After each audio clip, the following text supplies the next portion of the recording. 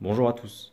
Donc aujourd'hui, je vais essayer de vous montrer comment plâtrer les saignées. Donc la dernière fois, en fait, j'avais fait des saignées ici que je vous avais montré dans une précédente vidéo. Et donc là, j'ai plâtré.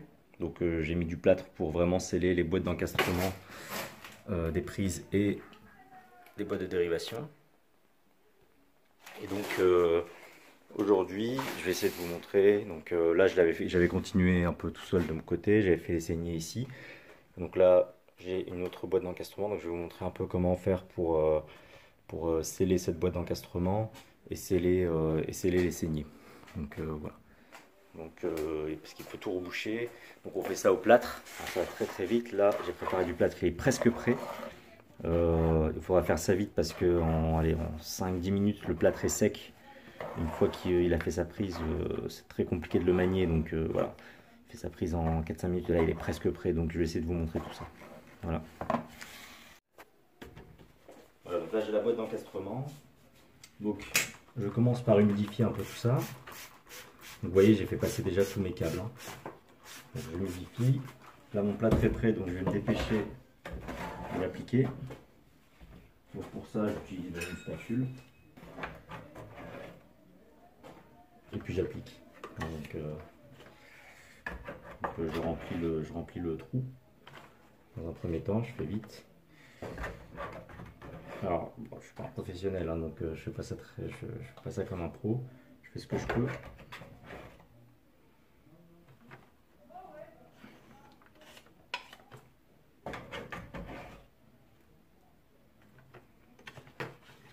Alors, ce que j'ai fait aussi, c'est que j'ai fixé les gaines avec des petits clous que je vous montrerai.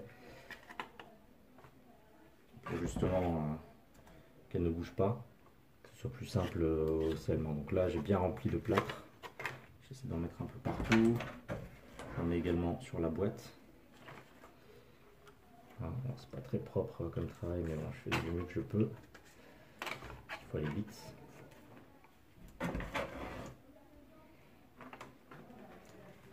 J'en mets au maximum sur la boîte, à l'intérieur, extérieur, partout. Donc là, c'est très important de préparer un niveau parce que la boîte d'encastrement, il faut quand même qu'elle soit de niveau. Voilà. C'est important aussi d'en mettre en haut. Et là, le plâtre est descendu en bas. Donc en bas, il y en a vraiment beaucoup.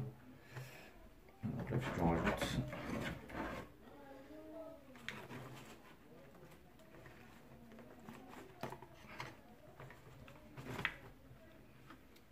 Donc là, à peu près positionné. En niveau.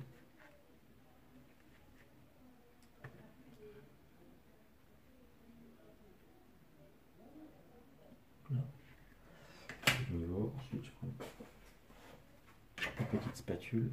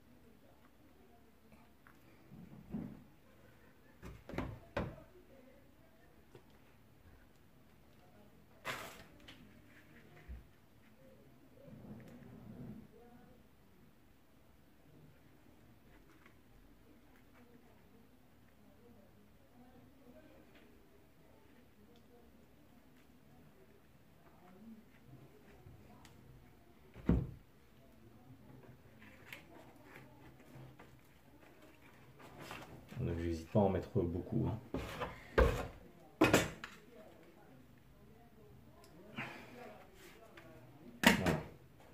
Là, il est positionné. Je vérifie mon niveau. Toujours vérifier. Dès que je la bouge un petit peu. Elle est positionnée, elle est à peu près de niveau. Là, je tasse bien avec une petite spatule.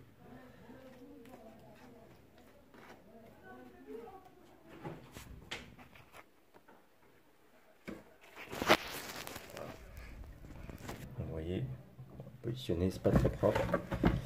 Et ensuite, pour le reste, Voilà, j'ai ma spatule comme ça. Et si je bouge un peu trop la caméra, en gros je remplis. Hein. Je remplis au maximum, le plus vite possible surtout. Ok, donc là, bon, j'ai fait une partie un peu en off. Maintenant je vais continuer un peu la suite. Donc là je rebouche un peu à côté de la boîte d'encastrement. Toujours au plâtre. Hein. J'essaie d'être le plus minutieux possible, mais bon, après je vais tout rattraper à l'enduit, donc c'est pas grave si c'est pas parfait à la première passe. C'est vraiment de faire passer tout le plâtre.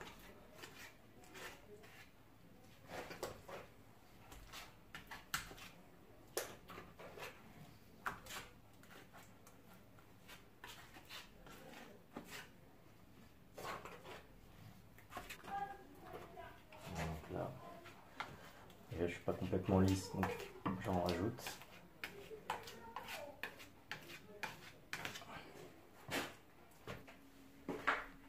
Voilà, donc maintenant l'objectif ça va vraiment être de enlever un maximum de plâtre. Il a un petit peu séché.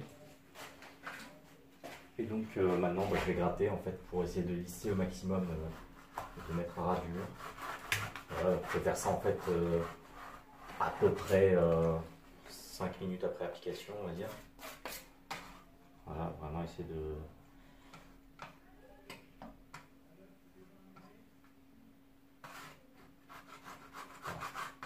d'enlever tout ce qui dépasse parce qu'après sinon c'est trop compliqué, il faut poncer. Là ça permet d'éviter de poncer justement. Voilà. Et en même temps on peut le... Vous voyez là si on touche, il est déjà dur. Hein.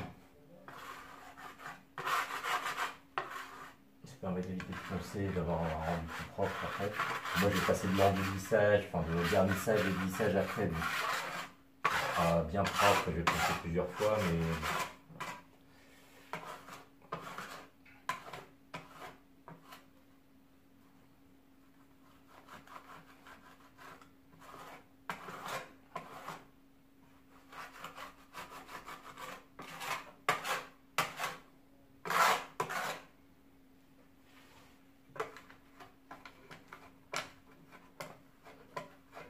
Alors surtout, autour de la boîte d'encastrement, bien tasser le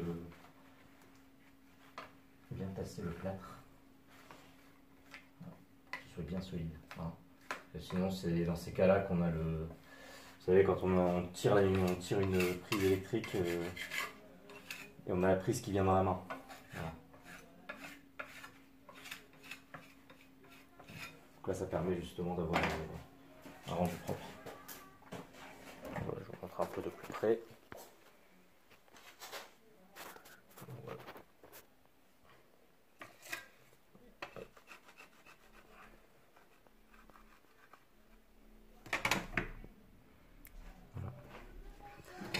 Donc là,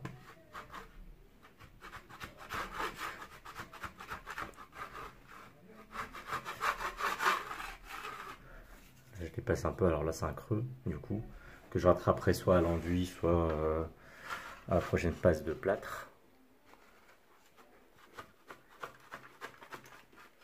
Alors là j'ai un peu trop creusé du coup. Voilà.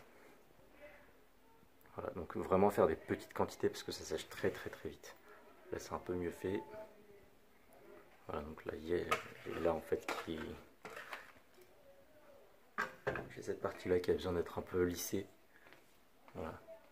Tassée, lissée.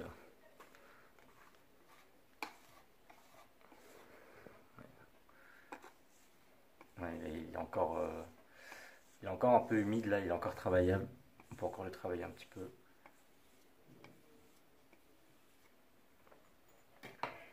Ouais. Un peu comme de la poterie, vous voyez. Voilà pour cette vidéo, donc j'espère qu'elle vous aura plu. Moi j'essaie un peu de vous montrer ce que je sais faire. C'est la première fois que je fais ça, que je rebouche des saignées. Du plâtre j'en ai déjà travaillé, mais c'est la première fois que je l'utilise pour reboucher des saignées. Et puis je suis pas non plus un professionnel, donc je fais pas ça tous les jours.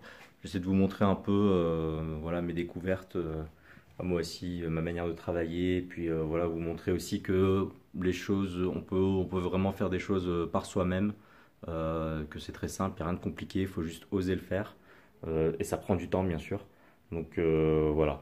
Et ça permet justement de faire parfois des choses un peu mieux. Donc là, pour mon cas, je rénove ma maison. Et donc, bah, ça me permet de faire de belles choses, vraiment pour pas cher, très personnalisées. Euh, donc voilà, donc n'hésitez pas à liker, à vous abonner, à me dire un peu ce que vous pensez de mes vidéos en commentaire. Et puis, je vous dis à plus dans une prochaine vidéo.